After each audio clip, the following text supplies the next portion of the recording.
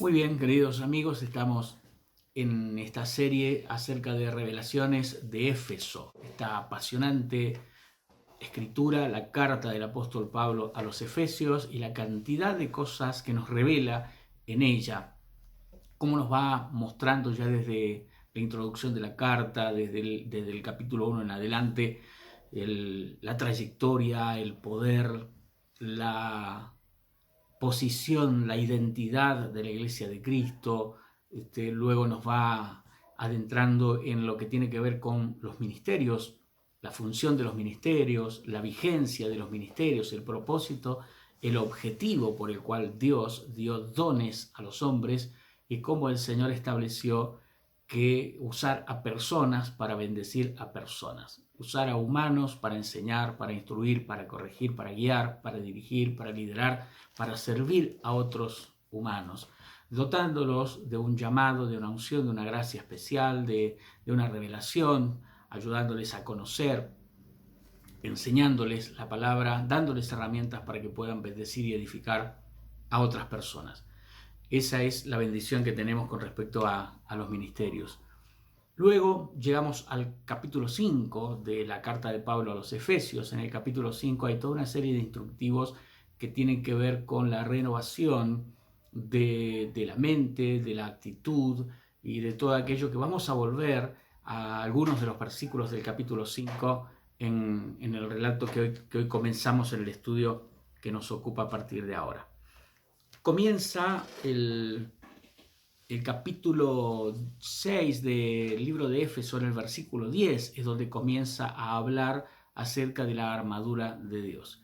En el versículo número 10 dice el apóstol Pablo: por lo demás, hermanos míos, fortaleceos en el Señor y en el poder de su fuerza, vestidos de toda la armadura de Dios, para que podáis estar firmes contra las acechanzas del diablo. Porque no tenemos lucha contra sangre y carne, sino contra principados, contra potestades, contra los gobernadores de las tinieblas de este siglo, contra huestes espirituales de maldad en las regiones celestes. Por tanto, tomad toda la armadura de Dios para que podáis resistir en el día malo, y habiendo acabado todo, estad firmes. Estad pues ceñidos vuestros lomos con la verdad y vestidos con la coraza de justicia y calzados los pies con el apresto del evangelio de la paz. Sobre todo, tomad el escudo de la fe, con que podáis apagar todos los dardos de fuego del maligno, y tomad el yelmo de la salvación y la espada del Espíritu, que es la palabra de Dios. Hasta aquí la descripción punto a punto de lo que es lo que el apóstol Pablo describe como la armadura de Dios. Pero antes de comenzar a definir lo que es la armadura, a ir analizando y descifrando cada una de las partes o componentes de esta armadura, la importancia o la relevancia que tiene cada uno de ellos, el área que puede llegar a proteger o a cubrir, todo lo que tiene que ver con la armadura de Dios en cada una de sus partes y componentes, me gustaría que tomáramos y nos colocáramos un poquito en el foco de la introducción del versículo 10. Es interesante cómo comienza, al menos en la traducción que nosotros tenemos en nuestro idioma español, comienza con las palabras por lo demás, hermanos míos. Es como si esto que va a comenzar a decir el apóstol Pablo fuera un agregado. Es como por lo demás suena un poco a en base a todo esto, o con relación a todo esto, o acerca de todo esto, o como veníamos hablando. Es decir, es un conector bien importante con todo lo que vino diciendo el apóstol Pablo hacia atrás. Como es una carta, no estaba dividida, como ningún libro de la Biblia originalmente estaba dividido en capítulos y versículos, era una carta. Así es que lo tenemos que mirar desde la continuidad de la carta, de qué ha venido hablando Pablo hasta llegar al punto donde dice por lo demás, hermanos míos. Ha venido hablando Pablo de que la iglesia de Cristo, el cuerpo de Cristo, está sentada juntamente con él en los lugares celestiales, sobre todo principado, sobre toda potestad, que es el cuerpo de Cristo, que Cristo es la cabeza de su iglesia. Nos ha hablado acerca de que a través de la iglesia se ha revelado ese misterio de Dios, de reunir en Cristo todas las cosas que están en el cielo y todas las cosas que están en la tierra. Toda esta previa del apóstol Pablo acerca de este tema es bien interesante. Entonces nos habla de la identidad de la iglesia, una iglesia que no es una institución humana, aunque está integrada por humanos, no es una institución terrenal, aunque está operando aquí en la tierra, sino que de acuerdo al concepto de Dios, la iglesia está sentada juntamente con Cristo en los lugares celestiales. Allí mismo están en operación los diferentes ministerios que Dios constituyó para la edificación del cuerpo de Cristo, para perfeccionar a los santos, como lo veíamos en las clases anteriores, analizando el capítulo 4 de Efesios desde el versículo 11 en adelante. Entonces, todo esto que está equipando a la iglesia, vimos también el ámbito espiritual y social en el que se movía la iglesia en la ciudad de Éfeso y el por qué era importante que a ellos se les revelara qué iglesia eran, dónde es que Dios la había colocado, desde dónde ellos debían influenciar sobre la sociedad espiritual y humana de su entorno y del lugar donde ellos estaban militando y llevando adelante el Evangelio. Pero también el apóstol Pablo les ayuda y les recuerda que estamos en un conflicto permanente, y entonces al estar en este conflicto nosotros tenemos que tener esa mentalidad, esa actitud de saber que no somos solamente una iglesia evangélica, una institución terrenal con un fichero de culto, una personería. No, estamos en un conflicto espiritual contra cosas que no se ven, pero que se pueden manifestar en el mundo físico. Y que así, que si bien no tenemos lucha contra sangre y carne, de la misma manera que Dios usa personas para bendecir a personas, el enemigo también usa personas para confrontar a personas. Dios usa personas para bendecir personas, el diablo usa personas para maldecir personas. Es decir, que aunque nuestra lucha no es contra sangre y carne, evidentemente las personas están muy envueltas e involucradas en este conflicto espiritual. Algunos ya definidamente han tomado su bando, han tomado un lado de la frontera desde qué lado ellos van a estar y han decidido algunos de ellos voluntariamente, con todo su corazón y con toda su mente y toda su vida involucrada, servir a Satanás, a quienes sirven con toda su mente, con todo su corazón, con toda su alma y con todas sus fuerzas. Entonces, estas personas que sí son carne y sangre, se convierten en la herramienta o en el instrumento que el enemigo va a usar para afectar a otras personas. Así es que, aunque directamente nuestro conflicto o nuestra lucha no es contra sangre y carne, ineludiblemente nos vamos a ver involucrados en confrontaciones con personas, porque estas personas son las que sirven a aquellas huestes espirituales de maldad que habitan en las regiones celestes. Estas confrontaciones con estas personas no significa que ellos sean definidamente nuestro enemigo final, pero sí son las herramientas que utiliza el enemigo. Veamos el caso de David y Goliat. Si bien aquella confrontación fue espiritual, de hecho Goliat lo lleva al terreno de lo espiritual, porque la Biblia dice que cuando Goliat lo ve a David, que sale con una honda y con unas piedras a enfrentarlo, Goliat lo maldice a David, y la Biblia dice: maldijo Goliat a David por sus dioses. Para Goliat no era solamente una pelea de hombre a hombre, era una confrontación espiritual.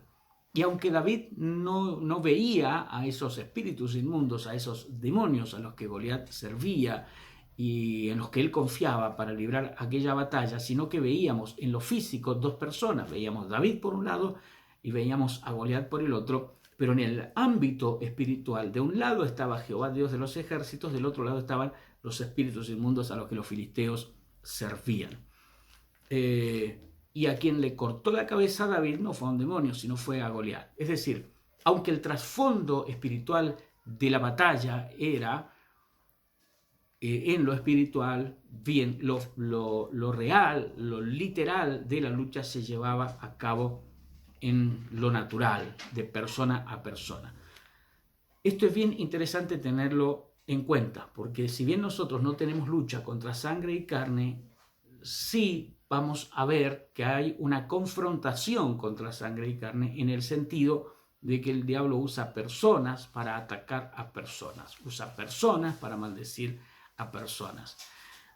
En esta tierra donde el ser humano tiene esa capacidad de decisión, esa autoridad de decidir y de a través de su decisión poner en marcha o generar todo un movimiento espiritual detrás de él, ya sea acercándose a Dios o alejándose de Él con toda la consecuencia que eso puede llegar a traer, hace que en la tierra existan estos dos grupos completamente separados, los hijos de luz y los hijos de las tinieblas, los hijos del reino y los hijos del diablo. Jesús mismo hizo esa diferencia. Y esto es bien interesante porque echa por tierra la teoría de que todos los seres humanos somos todos hijos de Dios. Jesús habló de que están los hijos de la luz y los hijos de las tinieblas, están los hijos de Dios y están los hijos del diablo. Siendo Él el Hijo de Dios, siendo el Dios mismo, si realmente fuera real de que todos los seres humanos somos hijos de Dios, ¿quién mejor información tenía que Jesús para decirnos que era verdad? Sin embargo, Él mismo separó a los hijos de Dios de los hijos del diablo y a los hijos de la luz de los hijos de las tinieblas. Entonces, en esta confrontación que hay en lo espiritual, no de dos reinos, porque hay un solo reino que es el de Dios, el de Satanás no es un reino, Satanás no es un rey, y esto es bien interesante entenderlo en esta introducción, porque podemos caer en el error de mucho material sobre guerra espiritual, de canciones, de libros, de conferencias, de talleres, de seminarios, de prédicas acerca de la guerra espiritual que equivocadamente nos hablan de dos reinos, el reino de Dios y el reino de Satanás. En realidad en la Biblia no existen esos dos reinos, existe uno solo que es el reino de Dios. A Satanás no se lo menciona nunca como rey, sino como príncipe de este mundo, el príncipe de la potestad del aire, pero no se le conoce un reinado. Entonces no existe una dualidad espiritual de dos poderes, uno bueno y uno malo, diferentes en esencia, pero iguales en capacidad y en poder y como equilibrados. Tal cosa no existe. Esa es la gran publicidad que al enemigo le ha gustado hacer creer. En realidad el diablo tiene menos poder ahora que el que tenía cuando estaba bien con Dios. Cuando él era un querubín, tenía autoridad, tenía poder, tenía una esfera de jerarquía y de reconocimiento. Luego fue echado de allí y obviamente que cuando a alguien lo expulsan del ejército tiene menos autoridad que cuando era reconocido con un alto cargo militar dentro de él. Así que tenemos a un militar, por ponerlo en estos mismos términos, que fue degradado, que fue expulsado con toda la deshonra posible y que si no era semejante a Dios en su mejor momento, mucho menos podemos pensar que es semejante a Dios ahora, que ha sido desechado, expulsado y despojado de un montón de cosas. Entonces no existen dos reinos en conflicto y no existe una dualidad en el mundo espiritual. Existe un Satanás que está limitado en su accionar y que muchas veces depende de lo que las personas deciden para él poder recién actuar. Hasta estar supeditado a la voluntad y a la decisión de las personas. En un libro que escribí hace tiempo ya que le llamé los tres poderes espirituales en la tierra, el poder número uno, el que está por encima de todo, es el poder de Dios. El segundo poder en la tierra es el poder del ser humano. El tercer poder en la tierra es el poder del diablo. Es decir, que esto echa por tierra la idea de que habían dos poderes, el bien y el mal, y el hombre allí, esclavo de uno de ellos, o sujeto a uno de ellos, o víctima o beneficiario de uno de ellos, sino que Satanás no hubiera entrado en el huerto si Adán no se lo permitía, el pecado no habría entrado si Adán no comía del fruto. Todo lo que ocurrió en el huerto y de allí hacia adelante en la historia de la humanidad y todo lo que el diablo pudo hacer en la tierra siempre fue porque el hombre le dio lugar, le dio espacio, le dio autoridad, le permitió que lo hiciera.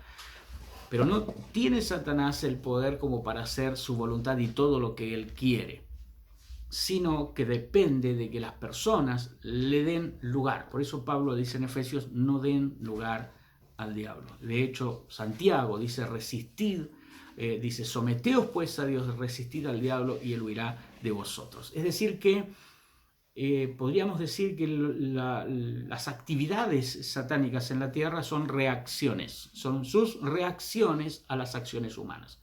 Son como el diablo reacciona a la acción del hombre. Él puede tentar, pero no puede obligar. Él puede sugerir, pero no puede forzar. Siempre está supeditado a lo que el hombre decide, si le da o no lugar en su vida. Por eso es que cuando enseñamos acerca de liberación, recuerda la primera serie, hablamos de que las causas de que haya una intromisión de un espíritu inmundo en una persona siempre tiene que ver con la persona. Siempre hay un factor humano. La persona o quien tenía autoridad sobre ella abrió esa puerta para que ese espíritu pudiera entrar. De ninguna manera los demonios pueden entrar en una persona, en una casa, ni siquiera en un animal, a menos que un ser humano les autorice a poder hacerlo. Esto es bien interesante tenerlo en cuenta, para que sepamos cómo partimos en medio de este conflicto y de esta guerra espiritual. Ahora, si bien no vamos a exaltar y a colocar al enemigo en un lugar que él no está y hablar de él como que es otro rey, tiene su reino y ponerlo ahí como una dualidad casi equivalente a Dios solamente que malo, tampoco vamos a caer en el error de ser despectivos o de no tener conciencia del real peligro que puede presentar el darle espacio y el darle lugar. Entonces, cuando el apóstol Pablo dice, por lo demás, hermanos míos, por lo demás, de lo que quiero comenzar a hablar hoy, antes de hablar de la armadura, quiero hablar del que está dentro de la armadura. Porque la armadura es útil, es necesaria, es importante, es vitalmente necesaria, les diría, sobre todo por tratarse no de una armadura cualquiera, sino de la armadura de Dios, como la menciona el apóstol Pablo. Pero la armadura por sí sola no pelea, la armadura por sí sola no acciona, sino que necesita a la persona que esté adentro. Ahora bien, si la persona que está adentro de esa armadura no está preparada para esa armadura, entrenada para esa armadura, capacitada o habilitada para esa espada y para esa armadura, es decir, colocarle a alguien que no ha tenido la instrucción o el entrenamiento esa armadura es colocar a la persona en una situación de riesgo y de peligro. Como el apóstol Pablo está aquí describiendo la armadura del soldado romano, recordemos que toda esa región estaba bajo el Imperio Romano, es decir, que las fuerzas militares que se movían allí y que tenían el control de todo eran las fuerzas del Imperio Romano, es decir, los legionarios romanos y sus generales y sus decuriones y sus centuriones y todos los que tenían alguna jerarquía militar. Así es que Pablo miraba cómo estaba preparado y cómo estaba vestido ese legionario romano. Es bien interesante estudiar un poco acerca de cómo era la instrucción y el entrenamiento que tenía el legionario romano. Al legionario no le ponía la armadura el primer día que era incorporado. El legionario pasaba primero por un duro entrenamiento militar, largas y agotadoras jornadas de ejercicio militar, de correr, de trotar, largas caminatas, ejercicios intensos para desarrollar su fortaleza muscular. Tenían una alimentación muy especial. Ellos comían una dieta muy rica en nutrientes que les ayudaba a tener esa dieta saludable. Comían mejor que el resto de las personas. De hecho, cada vez que se instalaba un regimiento del Imperio Romano, era prácticamente instalar una ciudad con sus hospitales, con sus comedores, con todo lo que ellos tenían y necesitaban en ese lugar. Era trasladar casi una ciudad construida en tiendas. El el duro entrenamiento que tenían estos soldados. Cuando usted mira estos documentales, usted va a encontrar que ellos tenían que luchar con armas que pesaban el doble de la que realmente iban a usar. Las lanzas con las que ellos entrenaban eran más pesadas que las lanzas que luego iban a utilizar. Las espadas, aunque eran de madera, tenían el doble de peso de las espadas reales que a ellos se les iba a entregar. A ninguno de los legionarios se les entregaba ni la armadura ni las armas definitivas, sino solamente las de entrenamiento. Y una vez que ya se consideraba que ellos estaban listos, confrontando y luchando primero contra postes, luchando contra plataformas y estructuras, no todavía contra humanos, sino entrenando contra objetos, contra unos postes que tenían como brazos, y allí ellos entrenaban los golpes de sus espadas y esquivar los golpes y todo eso. Luego, pasado un periodo de tiempo, recién allí había una confrontación entre ellos, los dividían en grupos, los dividían en pares, y de allí ellos confrontaban. Seguían usando espadas de madera y seguían usando escudos más pesados todavía que lo que iban a usar en el definitivo cuando ya fueran reconocidos como legionarios. Eso hacía de los legionarios de Roma una máquina de guerra perfecta. Eran enseñados e instruidos todos los días en las diferentes estrategias de guerra, en el uso de diferentes escudos, en la posición que tomaban cada uno de esos escudos. Es decir, era tan sincronizado estaba que funcionaba todo ese ejército como si fuera una sola persona. Eso los hacía letales, eso los hacía efectivos, que podían enfrentar a cualquier ejército bárbaro desorganizado y que lo único que tenían era el ímpetu, el impulso y la fuerza y la violencia. Pero cuando se enfrentaban a un ejército organizado, ordenado, bien entrenado, la cantidad de horas que le dedicaban a la instrucción todos los días hacía que fueran temibles, de tal manera que había muchos lugares que los romanos los conquistaban sin pelear. Solamente se instalaban allí, desplegaban su fuerza, se enviaban un mensajero de paz a imponer la Pax Romana, que tenía que ver con el sometimiento de esa ciudad al Imperio Romano y a comenzar a pagar tributos y a quedar bajo la tutela del Imperio Romano, con un gobernador o una persona delegada allí del imperio que se hiciera cargo del gobierno de esa región. Así que muchas veces tomaban lugares sin necesidad de confrontación, pero ya por la fama del ejército y porque si había que confrontar ellos se sabía quiénes iban a ganar, habían ganado esa fama por el duro entrenamiento.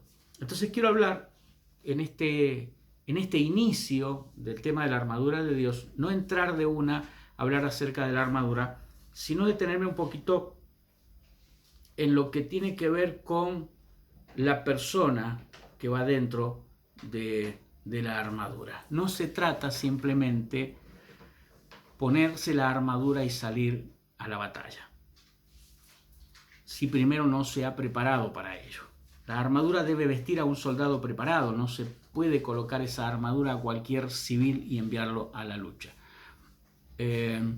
Un soldado, un militar de última generación, un contemporáneo nuestro, nosotros podemos ver su uniforme, sus armas, el casco protector, su chaleco que le protege de las balas y todo lo que él tiene allí. Sin embargo, lo que hay dentro de ese uniforme, lo que hay debajo de ese casco, lo que hay detrás de esa arma, es una persona que está preparada y que ha sido entrenada para poder usar eso. Es decir, si le ponemos ese mismo casco, le ponemos el mismo uniforme, le ponemos esa misma arma a un civil cualquiera que no tiene ningún tipo de entrenamiento, no va a salir a la batalla solamente porque tengo uniforme, casco y tengo un fusil. Necesita la persona ser preparada para poder hacer uso efectivo de la armadura. Así que muchas veces en las confrontaciones o conflictos espirituales, las personas han ido confiando solo en la armadura sin tener ningún tipo de preparación previa. Entonces han sufrido derrotas, han salido heridos de la batalla y se han quedado con un montón de preguntas de por qué, cómo puede ser, si yo confié y yo declaré y me visto la armadura y me pongo la armadura y declaro que tengo la armadura. Uno puede declarar de todo, pero si uno como soldado no está preparado y no está entrenado, la armadura esa sola por sí misma no te va a ayudar a tener la victoria. La armadura entonces tiene que vestir a un soldado preparado. Es un cambio en su mentalidad que lo va haciendo apto para moverse en terreno hostil, para manejarse en situaciones bajo presión donde el peligro acecha en cada momento. Esto que estoy mencionando y estoy citando y dando lectura a algunos párrafos, está todo escrito en un libro que escribimos que se llama La Armadura de Dios. Este libro usted lo puede solicitar y lo puede adquirir también. La Armadura de Dios, ayer y hoy. Los sentidos del soldado necesitan estar alertas y sensibles y su carácter debe ser templado. Necesita formarse en él un carácter militar, un temperamento, una conducta que lo haga moverse en terrenos complicados, difíciles y en ambientes hostiles. No es igual el moverse en una sociedad en paz, en medio de una sociedad civil, a moverse dentro de un campo, de un territorio militar. Entonces es importante que la persona esté preparada para poder usar esa armadura. ¿Y por qué me tomo un tiempo para hablar acerca de esto? Porque creo que cada vez que hemos hablado de la armadura de Dios, nos hemos concentrado demasiado en la armadura y le hemos dedicado poco tiempo a la preparación de la persona que va a llevar esa armadura. La preparación es un proceso que va de menor a mayor, en la que el novato se va convirtiendo en un guerrero mediante el entrenamiento continuo y la disciplina constante. Estas son dos cosas que la persona que está dentro de un movimiento militar va aprendiendo: el entrenamiento y la disciplina. No tiene la misma disciplina una persona que tiene libertad hasta de horarios en la vida civil, hasta alguien que está metido dentro de una fuerza militar y que hasta sus horarios de comida, sus horarios de descanso, a qué hora se levanta, a qué hora se acuesta y qué es lo que hace, está regido por una autoridad mayor que es la que le da ese entrenamiento y la que le da esa disciplina. Es decir que si nosotros ponemos durante un año y observamos a un civil y a partir de ese mismo día comenzamos a observar a un militar, al término de ese año es muy pocas las cosas que cambiaron en el civil, pero en el militar han cambiado un montón de cosas, comenzando por su mentalidad, por su actitud ante la vida, por el tipo de entrenamiento y preparación que él recibe. Y acá tengo algunos ejemplos bien interesantes. Todos hemos leído la situación, el hecho, cuando David mata a Goliat con una piedra en la frente que le da con una certera precisión. David llegó a tener esa precisión seguramente por su entrenamiento y su preparación. Habrá probado puntería contra piedras, contra palos, contra árboles, contra todo, porque él necesitaba también esa precisión para tirarle a los lobos, a los pumas, a lo que se acercara allí, para tratar de atacar y comerse las ovejas que él tenía que cuidar en el campo. Así es que largas y agotadoras horas de entrenamiento y tirar con la piedra y tirar hasta ir afinando la puntería. Toda esa instrucción, todo ese entrenamiento previo lo llevó a tener tanta puntería y a poder apuntar y dar exactamente en el único lugar visible que tenía, en la única abertura que tenía el casco del gigante Goliat. Hacia allí él apuntó y allí fue donde fue a parar la piedra y donde se incrustó. Esa precisión de David no fue producto de la casualidad. Y aunque nosotros podríamos llegar a espiritualizar esta situación y decir, bueno, Dios guió la piedra y fue realmente Dios el que fue llevando la piedra, podríamos espiritualizar, pero nos perderíamos también de la importancia de reconocer la capacidad, la importancia, que tiene el entrenamiento, la instrucción y el entrenamiento. Yo puedo querer tocar un instrumento y de agarro un instrumento y me subo a un escenario y yo confío, Dios va a guiar mis dedos para tocar. Eso puede terminar bien o puede terminar en un desastre. No me garantiza nada de que de pronto y de la nada yo sepa tocar ese instrumento. Pero si le dedico horas de ensayo y de práctica y horas y horas y horas y horas, entonces es como ese talento va a comenzar a desarrollarse y va a fluir. También así con el uso de las armas. El entrenamiento de David, yo calculo, probando puntería sobre diversos objetos inmóviles, luego sobre objetos móviles, le fueron dando precisión de disparo a la onda de David. Pero luego entre los valientes que vinieron a ayudarle a David estaban los hermanos de Saúl, de Benjamín, y su habilidad con ambos brazos era extraordinaria. Fíjese cómo lo describe el primer libro de Crónicas, capítulo 12, versículo 1 y 2. Dice, estos estaban armados de arcos y usaban de ambas manos para tirar piedras con honda y saetas con arco. Es decir, eran ambidiestros. Te pegaban, te tiraban con la derecha, te la pegaban, te tiraban con la izquierda, también te la pegaban. Y tenían la misma puntería, disparando el arco tanto con un brazo como con el otro. Eso seguramente también ha sido resultado de entrenamiento. No puede ser producto de la casualidad, no puede ser que un día despertaron y ya tenían la habilidad de hacerlo. El entrenamiento, la instrucción, la preparación del hombre que va dentro de la armadura va a hacer que el uso de la armadura sea mucho más eficaz después todavía. Además del porcentaje de capacidad innata que pueden haber tenido, sin duda le sumaron el entrenamiento y la preparación constante para lograr desarrollar esas habilidades. No todos tenían esa misma puntería. Otros soldados hebreos muy útiles son mencionados en el libro de Jueces.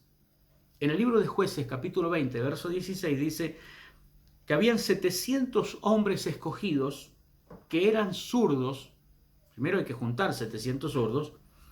700 zurdos capaces cada uno de lanzar con la honda una piedra a un cabello sin errar. Mire la precisión que tenían estas personas.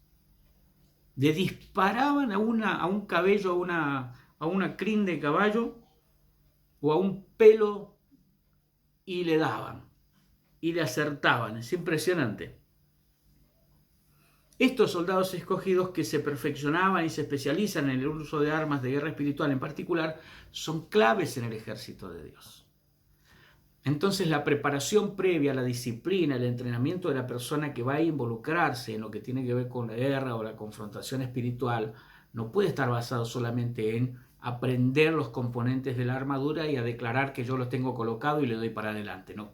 El que va dentro de la armadura tiene que estar preparado. La armadura ya está preparada, es la armadura de Dios. No hay nada que agregarle, no hay que mejorarle nada, no hay que cambiarle nada, es como está, es la armadura de Dios, ya está perfecta.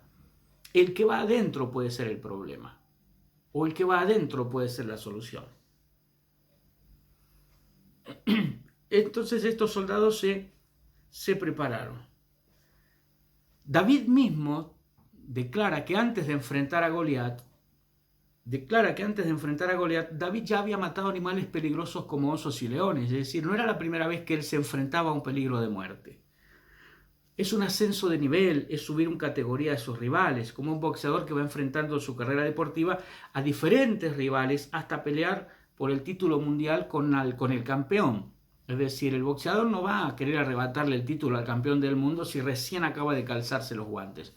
Va entrenando, se va entrenando y al principio cuando el boxeador en el gimnasio comienza a golpear esa bolsa de arena, seguramente los nudillos duelen, seguramente los brazos quedan agotados, quizás al día siguiente le cuesta mover los brazos y levantarse y seguir por el agotamiento, sentirá esa bolsa muy pesada, los primeros golpes ni la mueven, pero a medida que el boxeador va entrenando y sigue golpeando esa bolsa, comienza a moverla y la bolsa no cambió.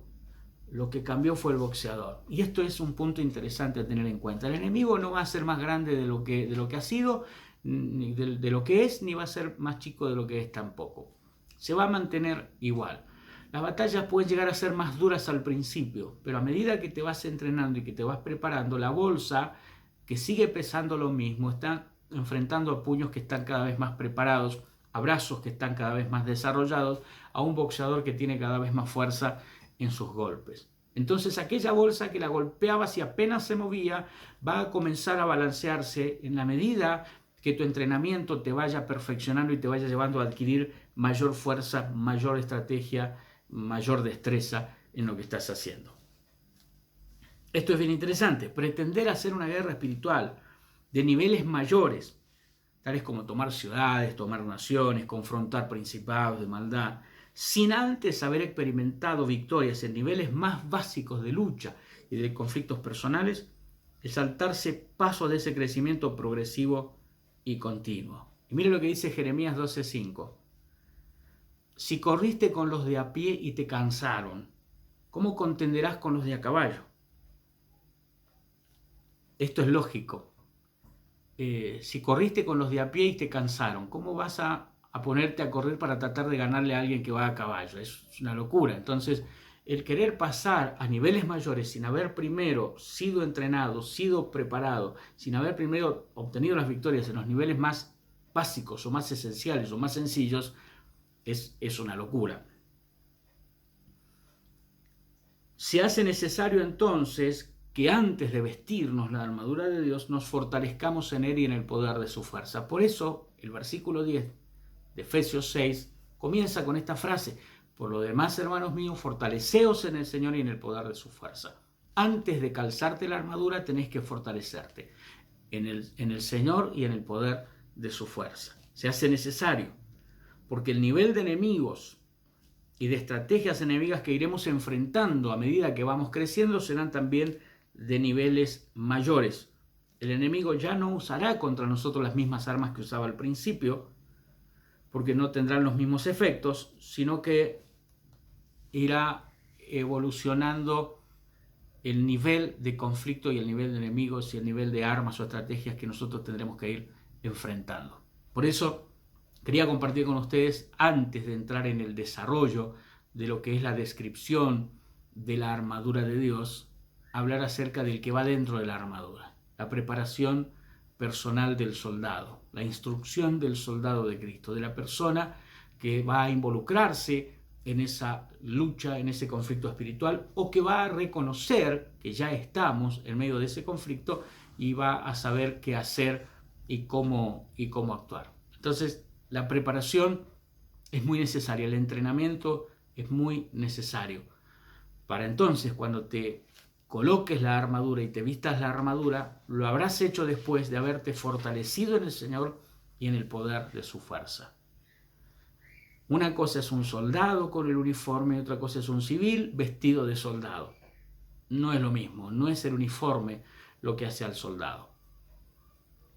Es el soldado lo que le da sentido a ese uniforme, lo que le da jerarquía a ese uniforme. No es el arma la que hace al soldado, es el soldado el que le da a esa arma la utilidad y la importancia y la relevancia necesaria. Una persona no entrenada en las armas es un peligro con un arma en la mano. Una persona entrenada con un arma es una persona que puede ser una defensa, que puede ser una ayuda y puede ser una protección. Por eso es importante que antes de lanzarte a batallar y a decir voy a tomar la ciudad y voy a tomar el barrio y voy a interceder y voy a tomar la nación, primero comences a prepararte como soldado y luego de tener tus osos y tus leones, recién entonces enfrentate a Goliat y antes de dispararle a la frente asegúrate de que le vas a pegar cuando le tires el piedrazo, porque un gigante que si le pegaste y no lo mataste es un gigante enojado más de lo que estaba antes que le pegara el piedrazo. Vamos a orar al Señor para cerrar este video y esta enseñanza de hoy, que espero haya sido de bendición y de edificación para ustedes. Estamos en la introducción de la armadura de Dios dentro de la serie Revelaciones de Éfeso. Hoy hablamos acerca del soldado dentro de la armadura. En la clase siguiente vamos a comenzar a describir la armadura de Dios y la vamos a comparar con cómo sería Efesios 6 si Pablo lo hubiera escrito ahora mirando a un soldado de última generación. Oramos. Padre, te agradecemos, te bendecimos por este tiempo. Rogamos, oramos por cada persona que ve este video, que recibe este estudio, que puedan ser entrenados, enseñados y capacitados y que les sea de ayuda, de guía y de instrucción, Señor. Te bendecimos y te damos gracias por tu palabra que siempre nos trae luz, siempre nos orienta y nos ayuda y nos enseña. Gracias te damos por todo. Bendecimos a cada persona que ha recibido esta enseñanza, Dios, en el nombre de Jesús. Amén y amén. Un gusto haber compartido con ustedes una vez más a través de este video. Le esperamos en nuestra próxima clase, en el video siguiente, donde vamos a seguir desarrollando revelaciones de Éfeso. Un abrazo para todos, bendiciones.